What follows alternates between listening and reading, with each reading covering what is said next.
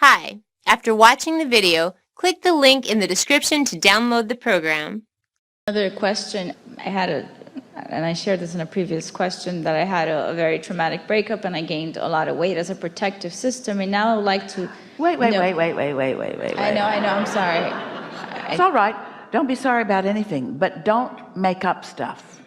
So I gained some weight, and I want to know what thought patterns causes that, and what thought patterns can I, what vibration exactly to get. You are really going to like this, and we are so appreciative that you've brought us to this first time extraordinary point of relevancy to all of this deliberate creating. Really, this is really a wonderful thing. So you know how we're talking about the stick, and then you began to envision a pile of sticks and all of these good feeling ends of all of these sticks, and then there's bad feeling ends of all of these sticks. So a breakup puts you on the bad feeling end of a stick, and then you jumped to the one on your body and you were also on the bad feeling end of the stick. You know how when people say, I sabotaged myself, do you think you ever sabotage yourself from the good feeling end of a stick?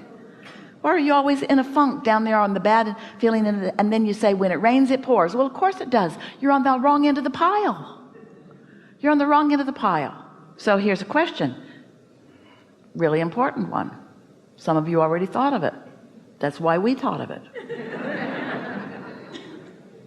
You think it's possible to feel really good about this stick and really bad about this one? It is.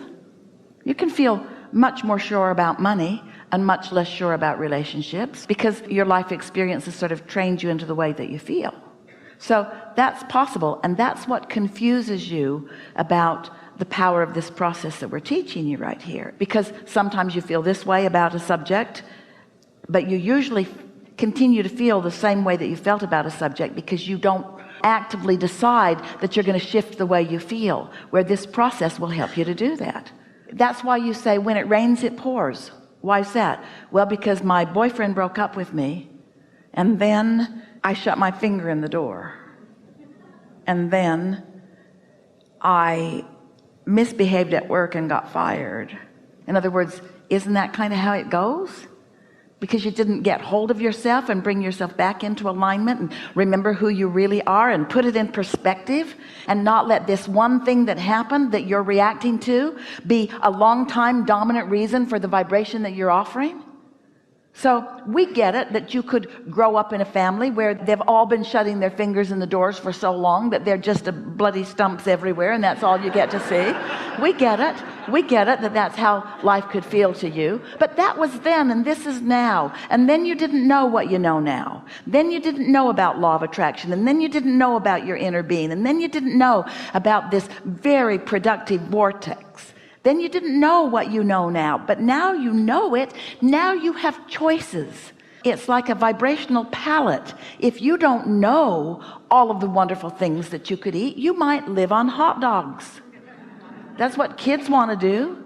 It takes a while to convince them that there are other things that they might really enjoy, you say. Yeah? Something more? Going back to the analogy of... Do you find it interesting how many new things have happened during this segment of conversation? Can you feel how forward-looking you now understand, you now feel? Yes? So using the same formula for attracting a partner in a relationship, given that there's so much contrast and not, you're saying, and there's a huge momentum there, which I've been working on. So we're saying leave it alone for a while. Don't try to focus there. Focus on other things. And this is where this statement is going to serve you so well. These are universal laws, and as you hear them, you're going to understand this so powerfully. Step 1 is ask, and step 3 is let it in, and they are two completely different steps. So during struggles and trials and tribulations, you've taken a lot of step 1s. In fact, the majority, we could even go so far as to say all creation as it initially is launched happens in a step 1 moment. It's almost always strong contrast that causes you to launch these rockets of desires. And so step 1 is one thing, step 3 is something else altogether. So if every time you focus on the subject of, let's say, relationships, it takes you back to that end of the stick, then you want to stay off that subject.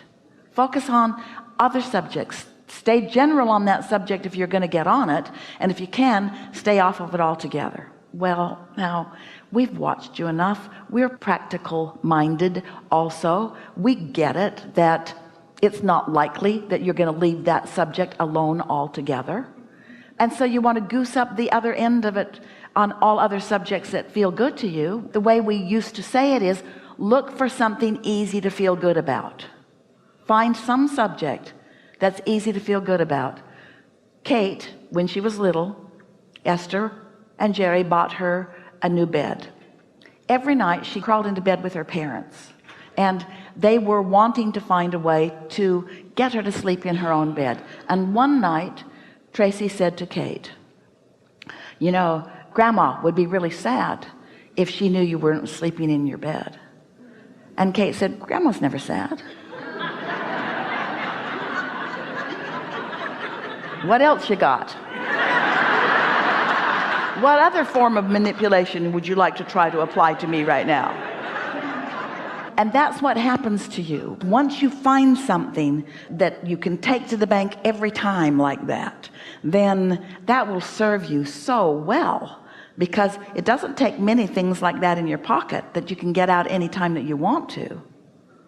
Any game of distraction is better than focusing on something that makes you unhappy. What if the distraction is like alcohol or something that's negative?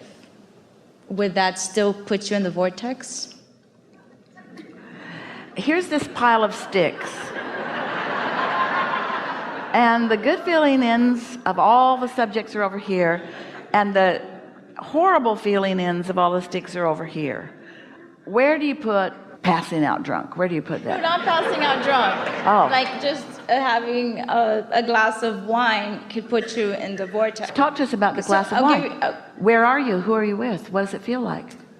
It feels great. I'm in a vacation. Oh, so it's on this end of the stick. Oh, okay. Then so it what do doesn't you matter. think? Okay. It's not the subject of the alcohol. It's how you feel when you're doing it. In addition to that, a quick question. I don't know if you're familiar with, I was in a dating app, and then of course it was my vibration, it was negative, so I was catfished. But for that one moment where my vibration went up because the person was so amazing, for that one, and then I was in the vortex enough that I caught on to it, but for that one moment my vibration went up, I won $500 in a scratchy. Although it was negative, it's the other end of the stick was a person who was going to con me. Wait. Now, you were confusing about the ends of the sticks that you were on. So, what was going on when you won the $500? I was delighted that I was in conversation with somebody that I thought was a dream person. So what's the question? So the question is, when you're with somebody that's not good for you in the beginning, you have high moments. Doesn't matter. That was your decision later. In the moment that you were feeling high, what end of the stick were you on? In the moment that you won the jackpot, what end of the stick were you on? That was good. Is this difficult? But so you're saying even in a bad relationship, the beginning, you could still use the momentum of the beginning stages before. But you weren't focused on a bad relationship when you run the jackpot. No. This is the point that we're making. Reality is always two ends of the stick. Which end of the stick are you choosing to make your active reality? If you want to win jackpots, start finding more things to feel good about. Start expecting good things to happen to you. Does that feel logical to you? So it doesn't matter if it was... Reality doesn't matter. Reality doesn't it's your reaction to reality. And since reacting to reality is hard to control, we're just asking you a little more to be a little less reactive to reality and a little more anticipating of positive reality. We'd like you to start making some stuff up. Do I have the power to like transform really traumatic things by using this power of reality? For example, I won a jackpot. I won a $500 jackpot. I won a $500 jackpot. I won a $500 jackpot. I was feeling really good about this guy, and I won a $500 jackpot. And never tell the story that it didn't last. The $500 didn't last either.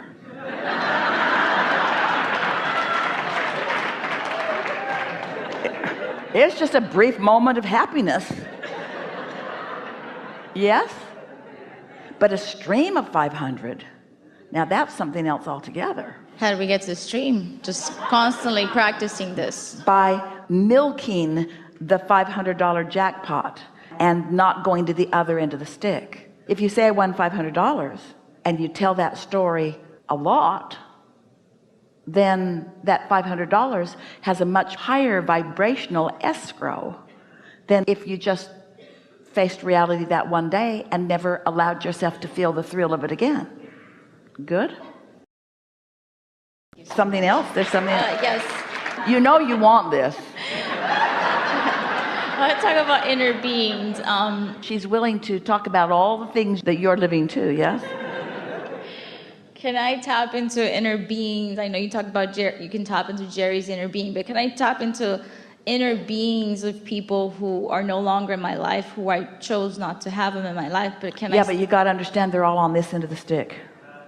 The positive. Every one of them, that's where they now are. So if you remember them in their physical form in a negative way, you can't access where they now are. I mean, they're still alive. I'm saying, like, can I tap into people who are extremely negative, but then I chose, and then I could still tap into their inner being and listen to what they're really saying. Do you know what you just did? You just bridged something so magnificently. You just acknowledged that every person, no matter where they are, has another end of the stick that you have access to. Feel how powerful that is. And the answer to that is yes, yes, yes, yes, yes, yes, yes. Just don't be upset that just because you've tapped into it, they're still not. That's what true upliftment is. Knowing who they really are. You see, here's a fun way to look at it. And if we gave you another minute, you'd come to this on your own because you're already in this stream of receiving. So you have an inner being, they have inner beings, and all your inner beings are hanging out together over on this end of the stick. So when something happens, doesn't matter which end of the stick it happens on, unwanted or wanted, both of the sticks are activated and inner beings are on it. So if you're tuned into your inner being, that's how your timing is so good. When you're tuned in, tapped in, turned on, you'll receive an impulse from your inner being, and all the inner beings are in cahoots.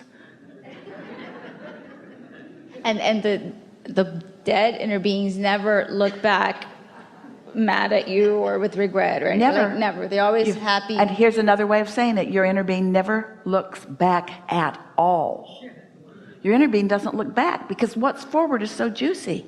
All the new stuff's out there. Back there, that's like the gum that all the flavors chewed out of. The really compelling, desired thoughts are all out there where you've daydreamed them or segment intended them or pre-paved them to be. So now let's take the subject of segment intending, if you don't mind, and take one of these subjects that you talked about here, any one that you choose, and let's do some segment intending because you're in the place that you can do it. And let's shift some energy on things that matter to you. Money. All right, so think about the next segment. What's going to happen in the next segment? We're 4 minutes away from the next segment. What's going to happen in the next segment? You're going to go have lunch together. You're going to discover a magnificent buffet in this beautiful place. And nobody's going to ask you for any money because they already got your money. So you're already out ahead of that. What's that segment going to feel like? Amazing. Is it a segment where money needs to be activated? No. But is it a segment where abundance could be activated? Yes. This is a really spectacular place. If you walk through the corridors, you see pictures of people that like lovely things, who've been hanging around in these hallways and meeting rooms and sleeping rooms for a long, long time. There's a momentum and an attitude of well-being and abundance that's just wafting through these corridors. And as you are desirous of some of that feeling of abundance and you realize where you are, you could just look around and take some of that in, couldn't you? And isn't that a really productive segment intending?